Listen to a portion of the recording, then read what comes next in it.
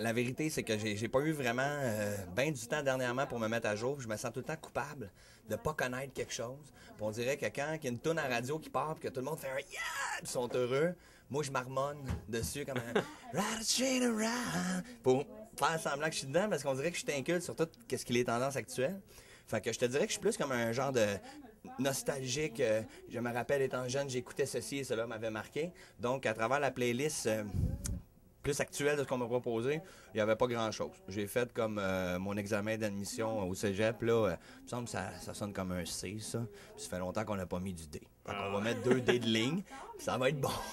Non, mais j'ai choisi des affaires aléatoirement comme ça, avec des trucs que j'avais entendu parler ou que je connaissais. Puis sinon, j'ai été vraiment dans mon old school nostalgia special edition de ce que j'ai choisi, de ce qui m'avait marqué dans mes goûts musicaux. Qu'est-ce que j'écoute comme musique pour me driver? J'écoute je suis vraiment sur des soundtracks de films la plupart du temps, parce que c'est de ceux-là que je m'inspire ou que j'utilise pour mes shows. Donc, je vais aller vraiment m'abandonner à toutes sortes de trames musicales ou de scores de films. Puis celui qui a inspiré mon dernier show, c'est celui des Transformers, de mon ami, comment il s'appelle, Steve Jablonsky, qui est vraiment, vraiment, vraiment exceptionnel. C'est une tune que... Ben, la mélodie principale de tout le CD des Transformers, le on dirait qu'il y a de l'espoir, on dirait qu'il y a de la délivrance, il y a de la... c'est vraiment une musique qui est extrêmement riche. Fait que moi, dans les soundtracks de films, je vais prendre mon pied parce que ça me parle.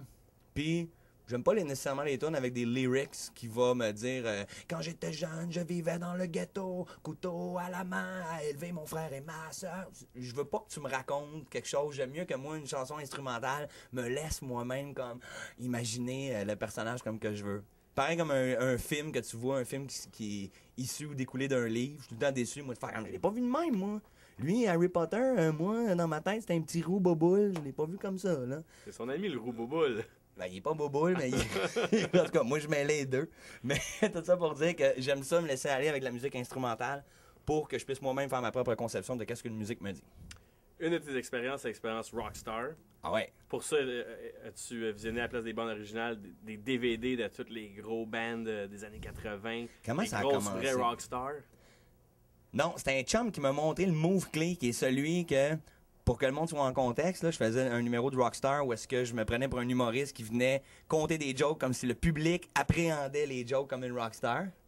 Puis on envoie la mère des gens qui sont là. Tu sais comment on est sympathique, on crée des liens. Puis Shelley qui vient d'arriver, mais elle ne nous dérange pas tant que ça car elle est attendue. Mais c'est un de mes chums qui m'avait montré le move final de quand je faisais pète puis répète, de tomber à genoux puis de vivre l'espèce d'intensité de rockstar. Donc ça avait pas été étudié, ça m'avait été proposé. Mais être humoriste, ça a aussi un petit peu ce côté-là d'être une rockstar. C'est les jokes qui font rire, tandis qu'une chanson qui ferait lever une foule.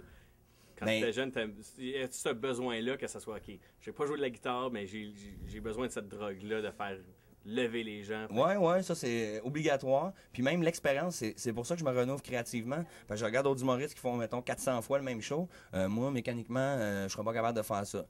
J'ai une belle déesse dans ma vie que j'aime. Elle, je veux la conserver à jamais. Mais sinon, mes jokes, c'est vraiment des one night. Je vous l'ai dit 3 fois, puis après ça, c'est comme périmé, puis on passe à d'autres choses. À beau, elle se met en déshabillé. Raconte-moi, s'il te plaît. Non, on la raconte plus, c'est terminé. Fait que c'est pour ça que le show que je vais présenter prochainement, je sais même pas quand est-ce qu'on est diffusé, mais mettons que j'ai un show qui s'en vient. C'est la grosse adrénaline de Rockstar parce qu'on ne sait pas comment est-ce que ça va virer. Je suis vraiment alimenté même par la créativité, de recréer quelque chose. Puis moi, je me compare des fois. Je regarde le film avec Jason Statham. Comment il s'appelle son nom de famille? Statham? Celui qui a pas de cheveux, là. Le seul beau gars que je trouve beau, pas de cheveux. Claude Rajotte? Ouais, Crank. Il me fait penser à... Je me compare à lui des fois parce que dans ce film-là, il faut qu'il vive sur une adrénaline constante pour pouvoir rester en vie. Là. Je me sens exactement comme ça. Ça me prend quelque chose de stimulant pour me sentir en vie. Parce que si justement, il faudrait que j'aille à la job avec une boîte à lunch, tu comprends, puis avoir un break, puis aller au Page Gédéon avec mes chums, là, je trouverais ça poche. Ça me prend absolument quelque chose qui est épeurant, une créativité. Comme là, le show qui s'en vient, je ne sais pas si ça va marcher. Il y a peut-être des affaires que c'est genre, c'est dans ta tête, là, t'étais vraiment comme dans une dimension non parallèle. Mais quand la découverte qu'un truc est efficace est révélée, ça c'est la plus belle récompense. Je suis tellement content. Puis c'est ça que le monde vient chercher aussi dans un show de Christopher Williams quand tu viens le voir l'été. C'est jamais vraiment le même show. Tu vois que le gars il jazz vraiment là. Comme là, as-tu l'impression que je te parle, Patrick? C'est le téléphone pour la playlist en bas. OK. Oui. Ah. Je serai là dans quelques instants. Oui, j'ai une douche à prendre, mon peignoir oriental est prêt et je vais être dans une tenue légère aujourd'hui. Oui, j'arrive tout de suite. Merci, au revoir.